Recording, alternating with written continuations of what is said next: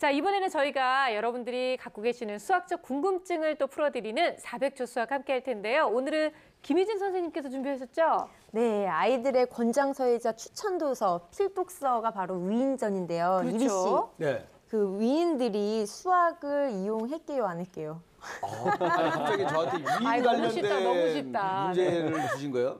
앞으로 제가 이제 위인이 될 사람이니까 이런 거 물어보신 것 같은데 저는 그냥 몸속에 위가 있는 사람, 위인입니다. 이런 거 물어보지 마세요. 부담스러우니까.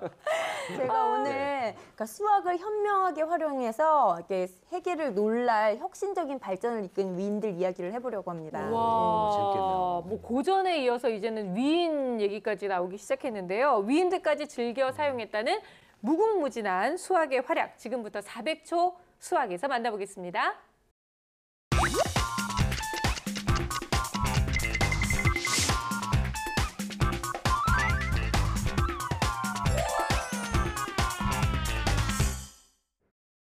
오늘은 수학을 이용하여 놀라운 변화와 발전을 이루어낸 위인들을 소개해 볼까 합니다.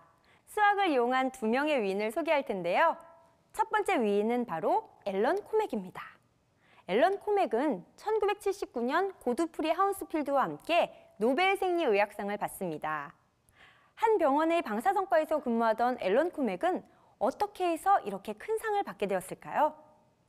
거의 100년 가까이 앞선 1895년 독일의 과학자 빌헬름 렌트겐은 우연히 물질을 통과하는 전자기파 X선을 발견합니다.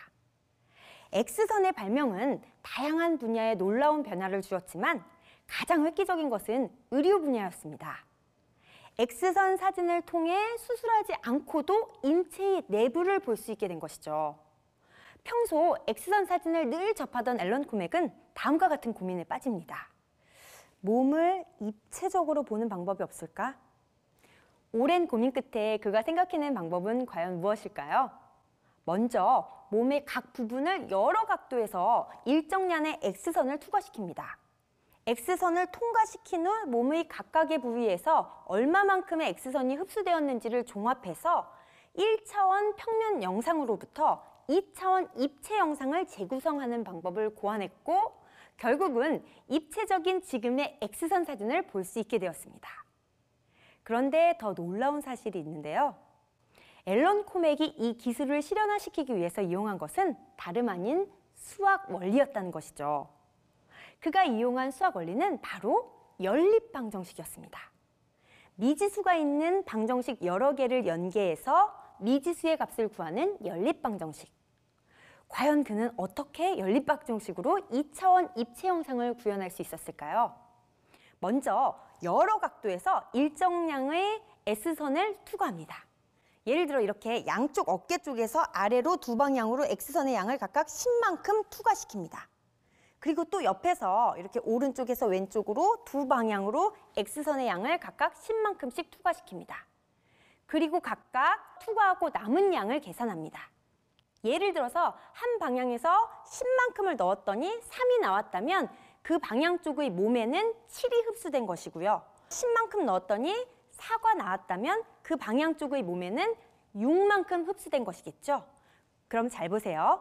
다음과 같은 식이 성립됩니다.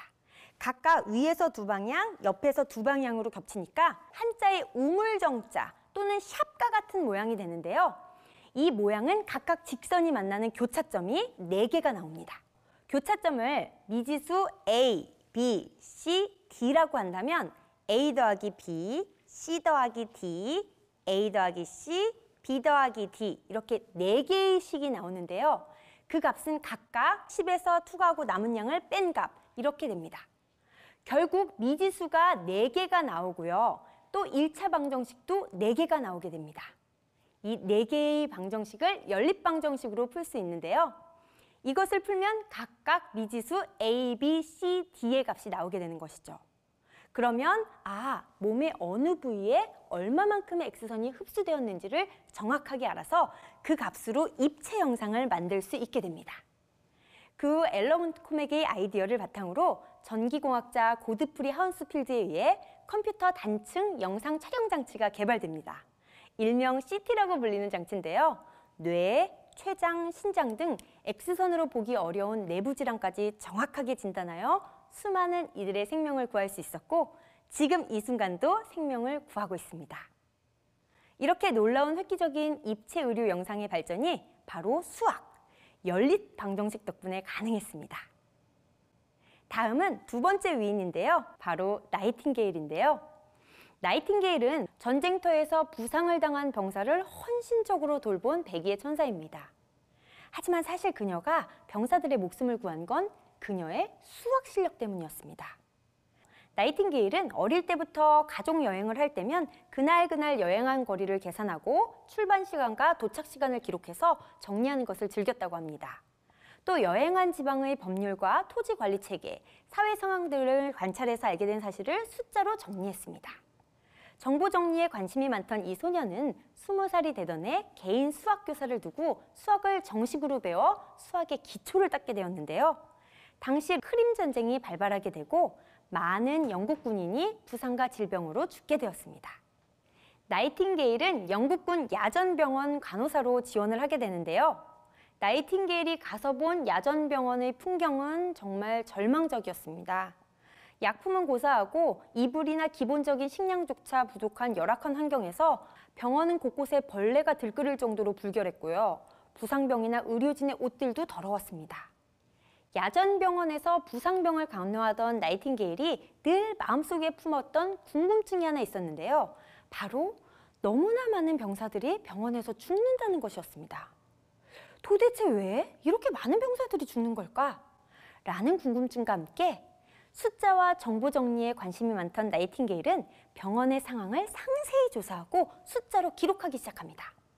입원, 부상, 질병, 사망 등 내용들을 매일 상세히 기록하고 조사했고요. 결국 그녀는 통계를 냅니다. 결과적으로 나이팅게일이 수학적 통계를 통해 놀라운 사실을 발견했는데요. 바로 전투 부상으로 숨지는 병사보다 전염병으로 숨지는 환자의 수가 더 많다는 것이었습니다. 결국 청결하지 못한 관리가 병사의 죽음에 치명적이라는 것을 객관적으로 밝혀낸 것이죠. 하지만 당시 나이팅게일이 제시한 복잡한 숫자들이 나열된 통계를 사람들은 잘 이해하지 못했는데요. 이해를 돕기 위해 나이팅게일은 병사들의 병원별 사망 건수와 사망 원인을 도표로 작성합니다. 이때 탄생한 것이 바로 로즈 다이어그램입니다. 마치 장미꽃의 꽃잎 모양처럼 그린 표에 전염병에 의한 사망, 부상에 의한 사망, 기타 원인에 의한 사망 등을 표시해서 전염병에 의한 사망 수가 높다는 것을 강하게 부각시킬 수 있었던 것이죠. 일목요연하게 정리된 보고서가 나오자 영국 정부는 비로소 위생을 정책적으로 개선하기 시작했습니다. 화장실과 오수 구덩이들을 청소하고 환기구를 설치했고 환자복 등을 깨끗하게 빨고 소독했습니다. 이런 노력을 통해 병원에서의 병사 사망률은 42%에서 5개월 만에 2%로 감소하게 됩니다. 결국 나이팅게일의 수학적 통계가 수많은 부상병을 전염병에서 구하게 한 것이죠. 나이팅게일은 전쟁 후에도 통계를 적극적으로 활용하였고 군대 및 공공보건의 개혁을 이끌며 1859년 여성 최초로 왕립통계학회 회원이 되었습니다. 나라를 운영할 사람들은 통계 활용법을 반드시 배워야 한다. 바로 플로렌스 나이팅게일이 남긴 말입니다.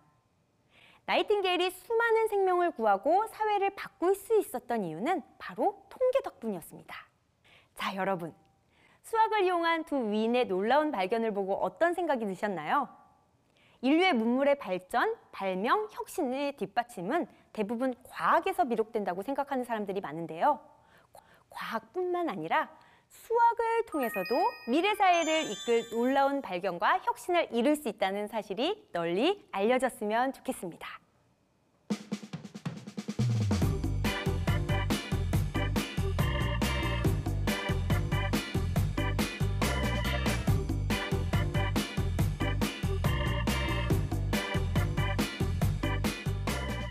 그 옛날 나이팅게일이 그 수많은 생명을 구하는데도 통계가 숨겨져 있었다는 게 너무 대단하지 않아요? 어떻게 그런 생각을 했을까요? 저도 깜짝 놀랐는데 그 빅데이터다 뭐다 해서 통계는 사실 요즘에나 좀 많이 활용하는 거로 제가 얘기를 들었는데 옛날부터 썼다고 하니까 되게 놀랍습니다. 그렇죠. 제가 들은 얘기 중에 하나는 또 우리 그 이순신 장군님께서 이 배를 가지고 이 하객진을 펼쳤잖아요. 학처럼 쫙 이렇게 펼쳐가지고 하는 거.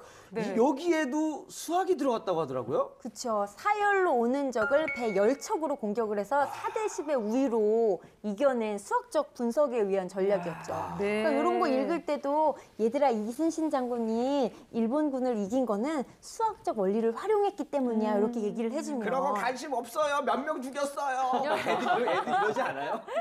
안 그럽니다. 그래서 다 이리시가지 않아요. 굉장히 관심 있어하죠.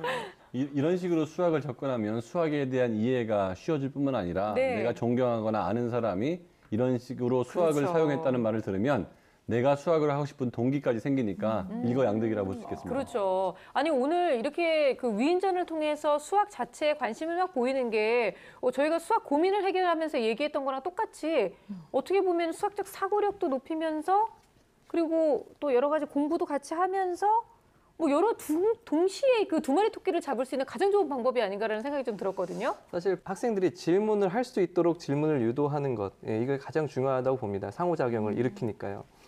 그래서 어떤 책을 읽은 후에 아이들과 이렇게 대화를 꼭 나눠보는 것을 추천합니다. 그 어떤 내용이든지 간에 그 내용이 어땠는지 어떤 느낌도 물어보고 그 구체적인 어떤 내용도 좀 물어볼 필요가 있겠죠. 네. 뭐 설렁설렁 읽었는지 확인도 할 겸.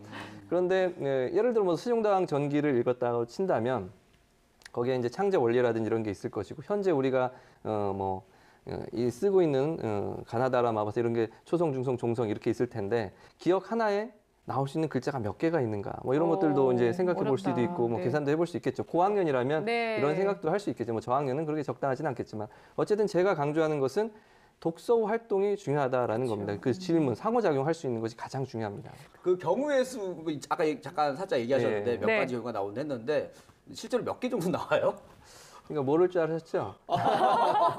준비가 그냥 막 바꿔주시는 거 되셨군요. 아니셨어요? 이게 초성, 중성, 종성이 초성이 19개, 중성이 21개, 예, 종성이 27개인데요. 네. 그래서 이거를 이제 곱하면 우리가 만들 수 있는 총 글자 수가 나와요.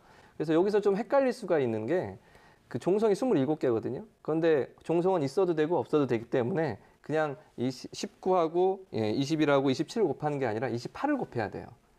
왜냐하면 받침이 있는 글자도 네, 있고 없는 네. 글자도 있기 때문에 글자 수가 27개라고 해서 27 곱하면 안 되고 28개를 곱하면 11,172자가 나옵니다. 네. 괜히 물어봤다고 생각이 들지 이해도 안 돼. 아니 괜히 물었어. 왜냐면 김세희 선생님한테 이렇게 잘난 척할 수 있는 기회를 내가 준 것 같아. 그러니까 실수했어요. 억울해. 사실 이게 세종대왕님의 위대한 점을 알 수가 있는 부분이죠. 네네. 이렇게 수학은 기호나 도형처럼 수식으로 되어 있어갖고 기호 사용이 어려운 초등학생에게는 특히나 어려운 과목인데요. 이렇게 위인전을 통해서 책을 통해서 접하면 배경 지식도 익히게 되고 그 원리도 쉽게 접하게 되고 책을 읽고 나서 재미있는 네. 상상 토크도 할 수 있어서 훨씬 아이들에게 친근하게 수학을 느껴지게 할 수 있습니다. 네, 오늘 400초 수학도 정말 위인전을 통해서 우리가 수학에 대해서 접근할 수 있는 새로운 방법 또 알아볼 수 있는 좋은 시간이었습니다.